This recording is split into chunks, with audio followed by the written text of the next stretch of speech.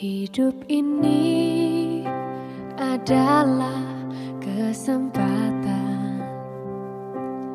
Hidup ini untuk melayani Tuhan. Jangan sia-siakan waktu.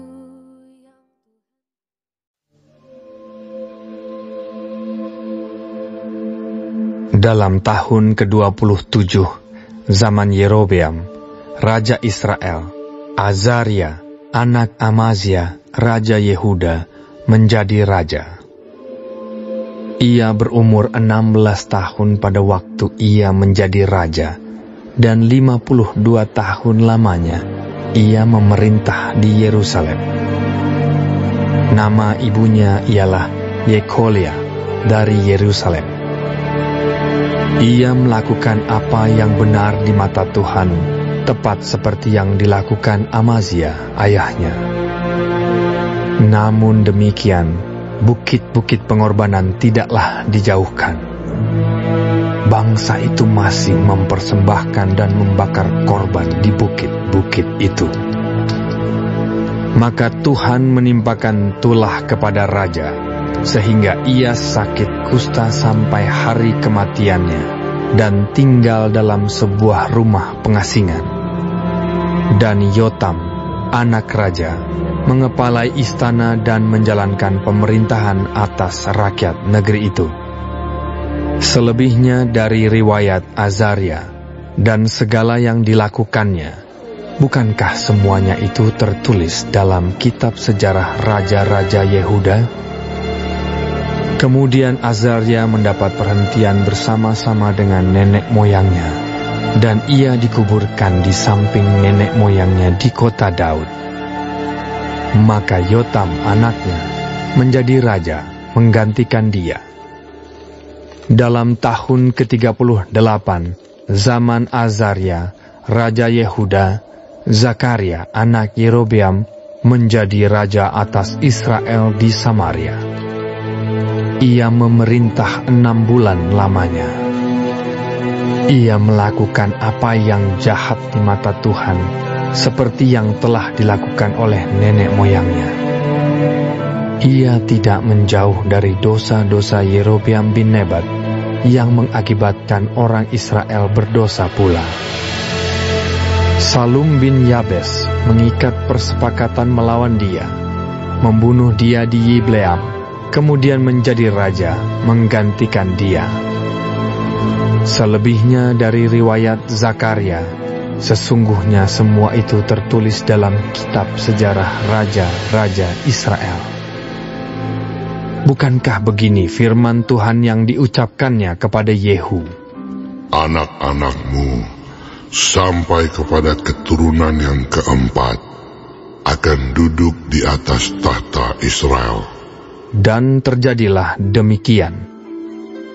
Salum bin Yabes menjadi raja dalam tahun yang ke-39 zaman Uzia, Raja Yehuda. Ia memerintah sebulan lamanya di Samaria. Sesudah itu majulah Menahem bin Gadi dari Tirza, lalu sampai ke Samaria.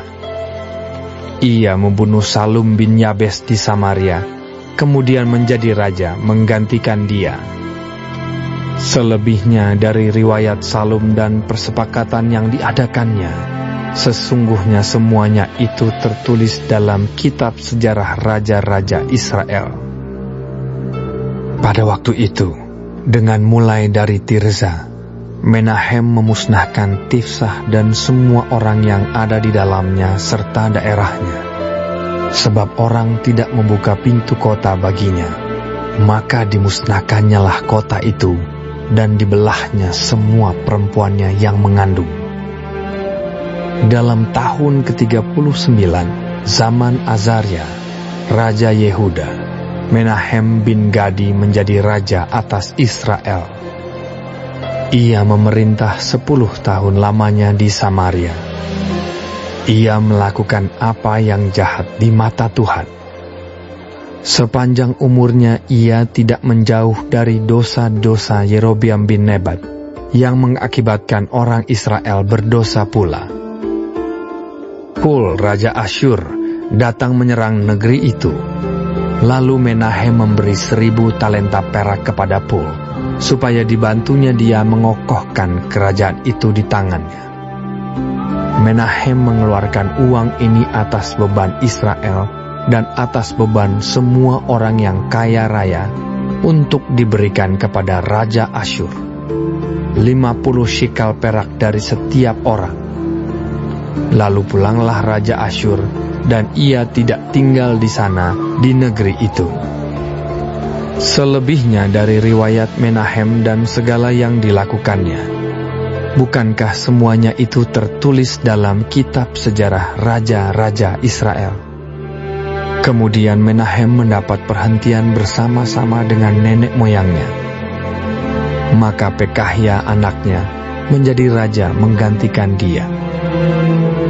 Dalam tahun ke-50 zaman Azaria, Raja Yehuda, Pekahya anak Menahem menjadi raja atas Israel di Samaria. Ia memerintah 2 tahun lamanya. Ia melakukan apa yang jahat di mata Tuhan. Ia tidak menjauh dari dosa-dosa Yerobeam bin Nebat yang mengakibatkan orang Israel berdosa pula. Lalu perwiranya, yakni Pekah bin Remalia, mengadakan persepakatan melawan dia dan membunuh dia di Samaria di puri istana raja. Beserta dia ada Argob dan Arie serta 50 orang dari Bani Gilead. Dibunuhnyalah Pekahya, kemudian menjadi raja menggantikan dia. Selebihnya dari riwayat Pekahya dan segala yang dilakukannya, sesungguhnya semuanya itu tertulis dalam kitab sejarah raja-raja Israel. Dalam tahun ke-52 zaman Azaria, Raja Yehuda, Pekah bin Remalia menjadi raja atas orang Israel di Samaria.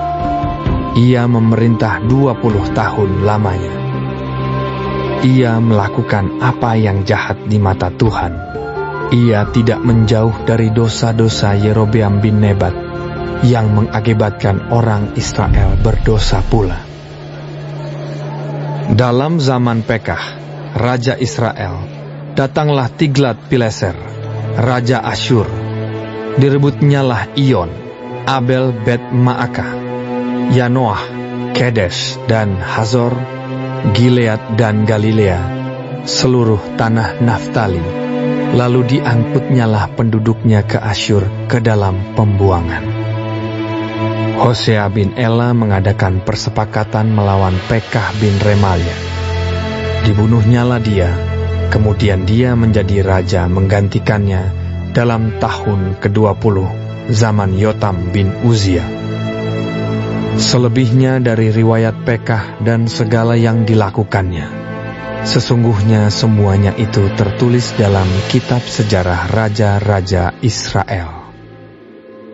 Dalam tahun kedua zaman Pekah bin Remalia, Raja Israel, Yotam anak Uzia, Raja Yehuda, menjadi raja.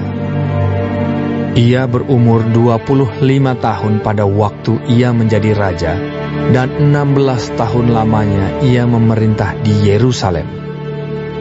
Nama ibunya ialah Yerusa, anak Zadok. Ia melakukan apa yang benar di mata Tuhan, tepat seperti yang dilakukan Uzia ayahnya. Namun demikian, bukit-bukit pengorbanan tidaklah dijauhkan. Bangsa itu masih mempersembahkan dan membakar korban di bukit-bukit itu. Ia mendirikan pintu gerbang tinggi di rumah Tuhan. Selebihnya dari riwayat Yotam, apa yang dilakukannya, bukankah semuanya itu tertulis dalam kitab sejarah raja-raja Yehuda? Mulai zaman itu, Tuhan menyuruh Rezin, Raja Aram, dan Pekah bin Remalia menyerang Yehuda. Kemudian Yotam mendapat perhentian bersama-sama dengan nenek moyangnya dan ia dikuburkan di samping nenek moyangnya di kota Daud, bapa leluhurnya. Maka Ahaz anaknya menjadi raja menggantikan dia. Baik, sebelum mengakhiri firman Tuhan hari ini, kita sama-sama berdoa. Bapa kami yang di surga, dikuduskanlah nama-Mu. Datanglah kerajaan-Mu. Jadilah kehendak-Mu di bumi seperti di sorga. Berikanlah kami pada hari ini makanan kami yang secukupnya, dan ampunilah kami akan kesalahan kami, seperti kami juga mengampuni orang yang bersalah kepada kami. Dan janganlah membawa kami ke dalam pencobaan, tetapi lepaskanlah kami daripada yang jahat.